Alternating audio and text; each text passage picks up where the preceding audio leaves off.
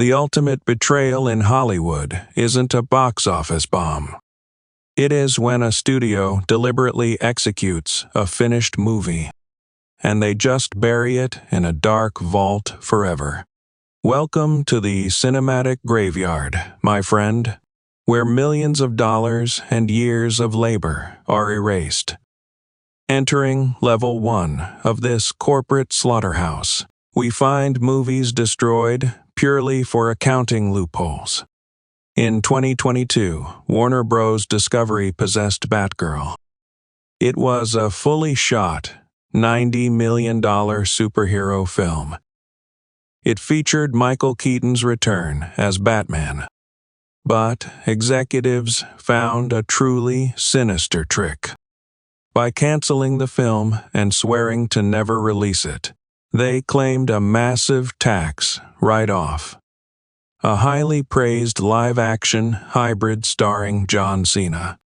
They cold-bloodedly determined to delete beloved, completed art. It offered a slightly better quarterly tax deduction. Better than actually showing it to the fans. Plunging into level 2. A movie is sometimes murdered because it was never meant to survive in the first place. In 1994, The Fantastic Four was produced by Roger Corman. The cast and crew worked exhaustingly on the set. They believed it was a genuine Marvel blockbuster. However, studio executives were playing a cruel legal game. They only funded the extremely cheap production because their rights to the characters were about to expire. They legally had to make a movie, but never intended to release it. Right before the premiere, executives seized the film negatives, and they officially ordered them all to be destroyed. The passionate performances were nothing more than a cynical tactic. A cynical copyright renewal tactic, to be exact. As we descend to level 3, the erasure completely shifts. It shifts from corporate greed to suffocating personal shame. In 1972, Jerry Lewis directed The Day the Clown Cried. Lewis played a disgraced clown in a Nazi concentration camp. He was forced to lead children into the gas chambers. When Lewis finally watched the rough cut of his film, he was struck by a truly paralyzing realization. The film was a deeply offensive and unwatchable disaster. Rather than face public humiliation, he locked the prints away. He locked them inside a private vault forever. He was burying his own cinematic child alive. Similarly, Johnny Depp directed and starred in The Brave. He starred in it alongside actor Marlon Brando, after it was brutally torn apart by critics at Cannes. Depp's ego was so severely bruised by the bad reviews, he completely withheld the film from United States distribution. He actively chose to erase his own directorial debut, rather than face the harsh reality of domestic rejection. Descending to level 4, we encounter permanently locked away films. They are locked away due to scandals and legal limbo. In 2018, Netflix completed a biographical drama called Gore. It was a lavish $39 million drama, and it starred actor Kevin Spacey in the lead role. The film was deep in the post-production phase, when massive abuse allegations against Spacey finally broke.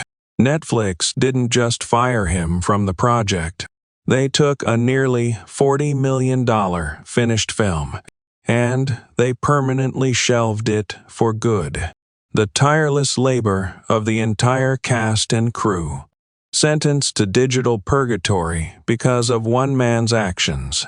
Meanwhile, the 1984 sci-fi comedy Nothing Lasts Forever, starring Bill Murray and Dan Aykroyd, became a victim of total corporate misunderstanding. MGM executives simply didn't understand the film's surreal humor.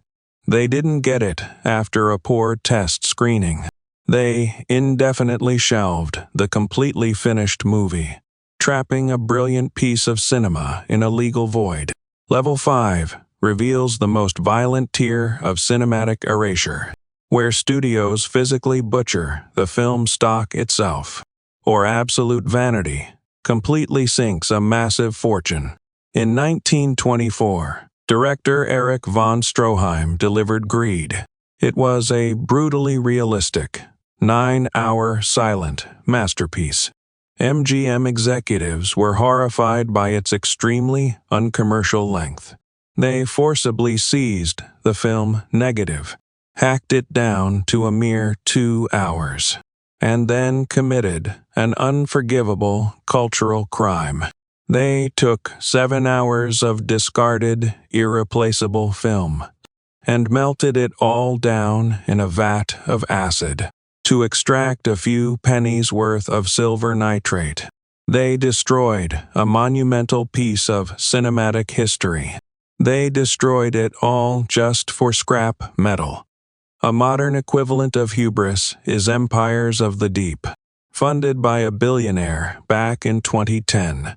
This $130 million underwater fantasy epic went through 4 directors and countless rewrites. The movie was completely finished, but embarrassingly bad. The CGI was so disastrous that distributors universally rejected it. A $130 million vanity. Our final descent to level 6 brings us here. A film intentionally locked away as a pretentious artistic gimmick. In 2015, Robert Rodriguez and John Malkovich created a fully finished science fiction film titled 100 Years. The catch: the movie was placed inside a high-tech safe, a bulletproof safe equipped with an automated time lock. The safe is programmed to not open until 2115.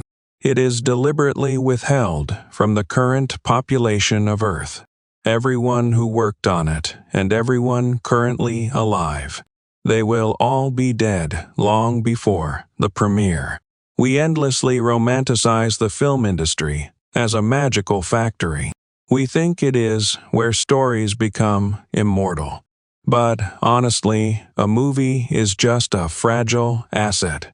Whether it is dissolved in acid for scrap metal, locked in a time capsule, or erased for a tax break, or buried due to an actor's crimes, the camera simply does not guarantee immortality.